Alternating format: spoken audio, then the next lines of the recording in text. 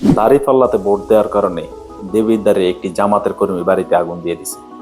দেখেন ভাই, ইলেকশন হয়েছে, যেমনই হয়েছে ফলাফল ঘোষণা হয়েছে, সবাই মাইনে নিছে বিষয়টা। কিন্তু এমন কিছু কাজ করেন না যে স্বৈরাচারে হইতেন না।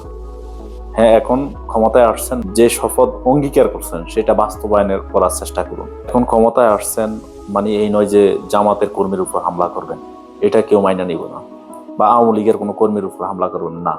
বাংলাদেশ যতদিন আছে ততদিন গণতন্ত্র দেশের মধ্যে রাজনীতি এভাবেই চলবে। বিরোধী দল থাকবেই। বিরোধী দল থাকা মানে এই নয় যে আমরা ক্ষমতায় আসছি বিরোধী দলকে মারবো না। যতদিন এই দেশ আছে, এই দেশের রাজনীতি আছে, এইরকম বিরোধী দল থাকবেই। এখন বর্তমানে বিএনপি ক্ষমতায়, জামাতের উপর নির্যাতন করবেন না। জামাত ক্ষমতায় আসলে আওয়ামী লীগের উপর নির্যাতন করবো না। আওয়ামী লীগ ক্ষমতা আসবো বিএনপির উপর নির্যাতন করবো না। এইরকম প্রতিহিংসার রাজনীতি আমরা চাই না।